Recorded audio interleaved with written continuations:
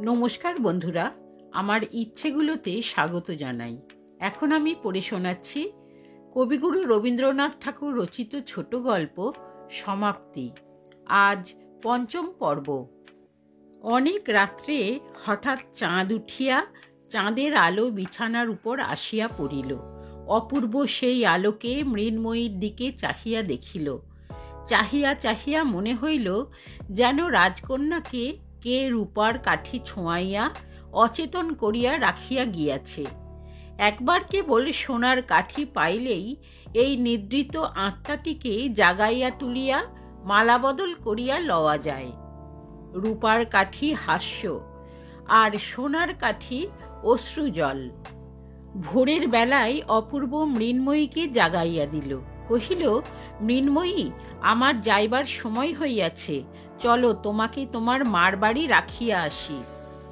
মৃন্ময়ী শয্যা ত্যাগ করিয়া উঠিয়া দাঁড়াইলে অপূর্ব তাহার দুই হাত ধরিয়া কহিল, এখন আমার একটি প্রার্থনা আছে। আমি অনেক সময় তোমার অনেক সাহায্য করিয়াছি, আজ যাইবার সময় তাহার একটি পুরস্কার দিবে?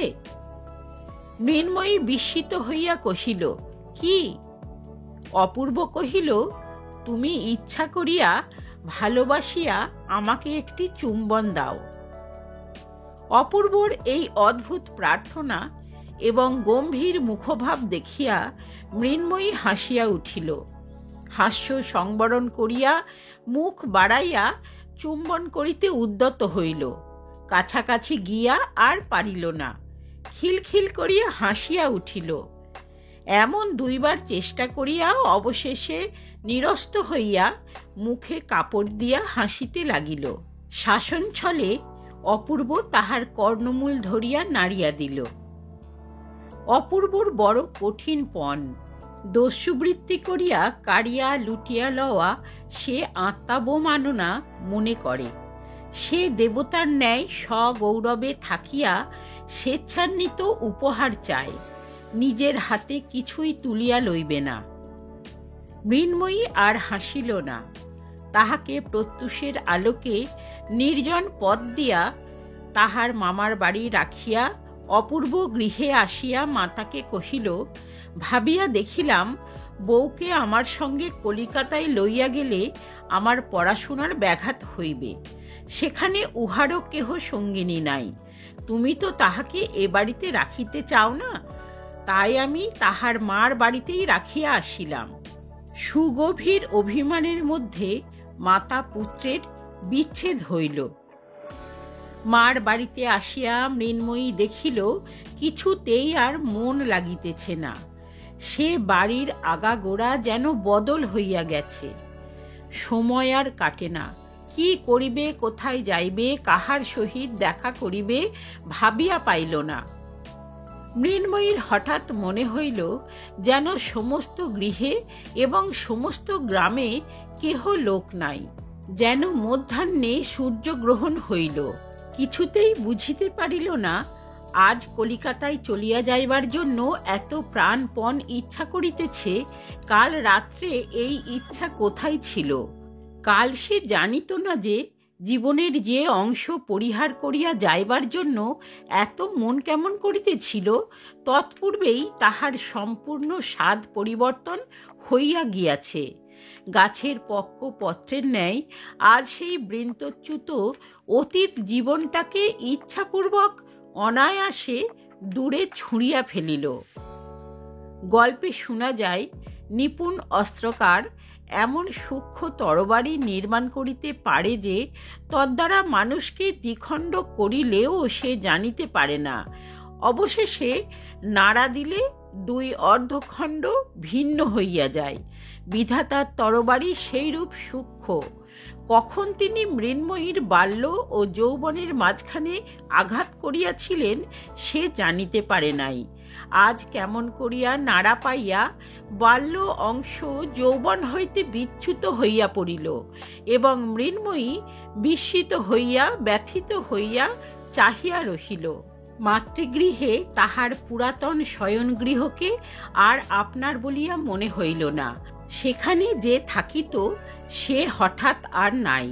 এখন হৃদয়ের সমস্ত স্মৃতি সেই আর একটা বাড়ি, আর একটা ঘর, আর একটা শয্যার কাছে গুনগুন করিয়া বেড়াইতে লাগিল। মৃন্ময়ীকে আর কেহ বাহিরে দেখিতে পাইল না।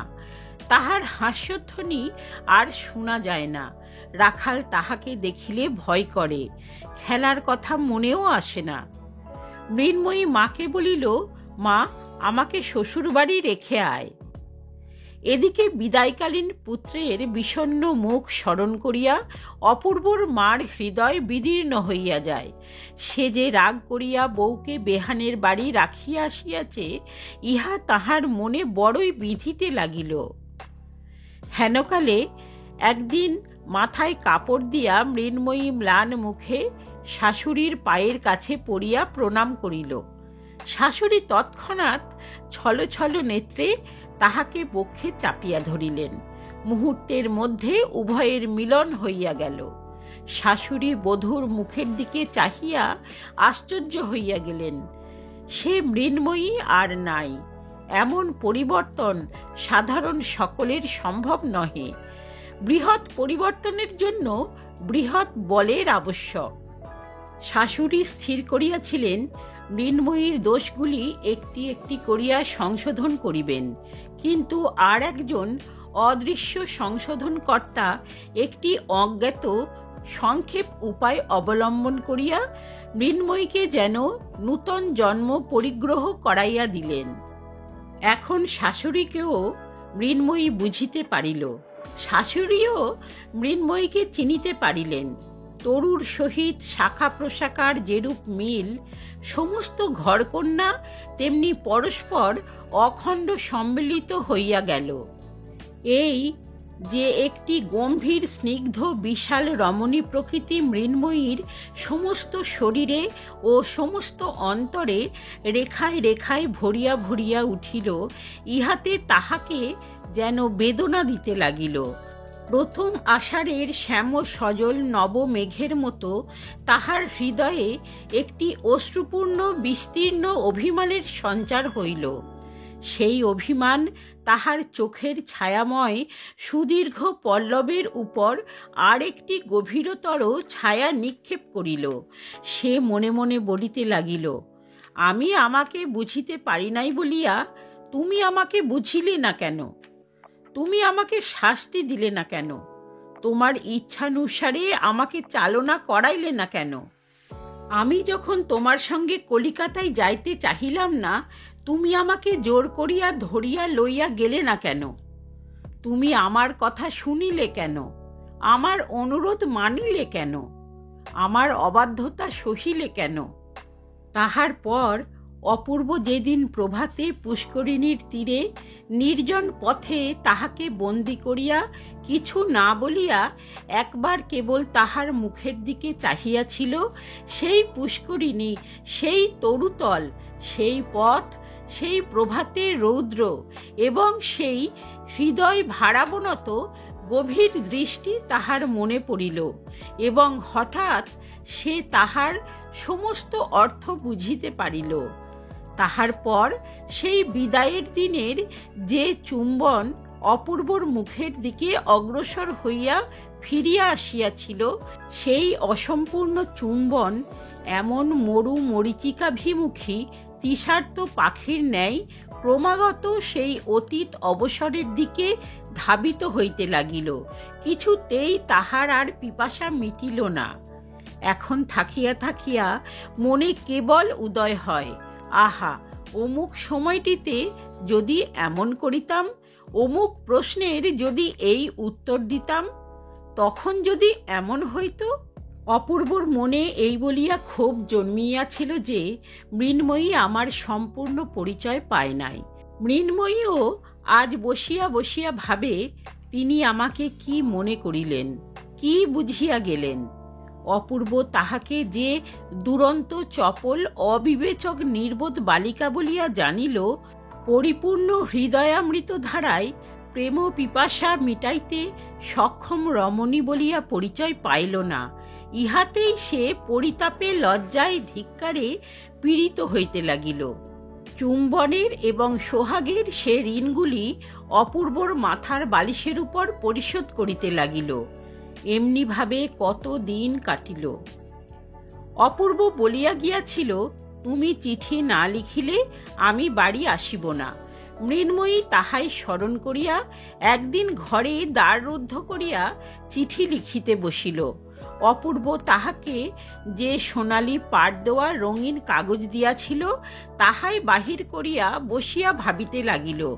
খুব যত্ন করিয়া ধরিয়া লাইন বাঁকা করিয়া অঙ্গুলিতে কালি মাখিয়া অক্ষর ছোট বড় করিয়া উপরে কোনো সম্বোধন না করিয়া একেবারে লিখিল, তুমি আমাকে চিঠি লেখো না কেন? তুমি কেমন আছো? আর তুমি বাড়ি এসো।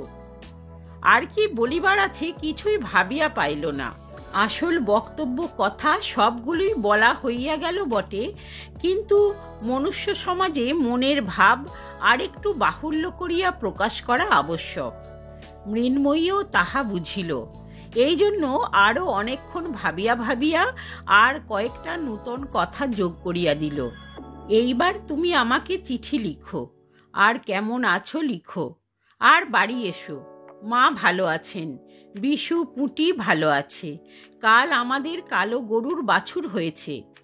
এই বলিয়া চিঠি শেষ করিল। চিঠি লেফাফায় মুড়িয়া প্রত্যেক অক্ষরটির উপর একটি ফোঁটা করিয়া মনের ভালোবাসা দিয়া লিখিল, শ্রীযুক্ত অপূর্বকৃষ্ণ রায়। ভালোবাসা যতই দিক, তবু লাইন সোজা, অক্ষর সুছাদ এবং বানান শুদ্ধ হইল না। লেফাফায় নামটুকু ব্যতীত আরও যে কিছু লেখা আবশ্যক মৃন্ময়ী তাহা জানা ছিল না। পাছে শাশুড়ি অথবা আর কাহারও দৃষ্টিপথে পড়ে সেই লজ্জায় চিঠিখানি একটি বিশ্বস্ত দাসীর হাত দিয়া ডাকে পাঠাইয়া দিল। বলা বাহুল্য, এ পত্রের কোনো ফল হইল না। অপূর্ব বাড়ি আসিল না।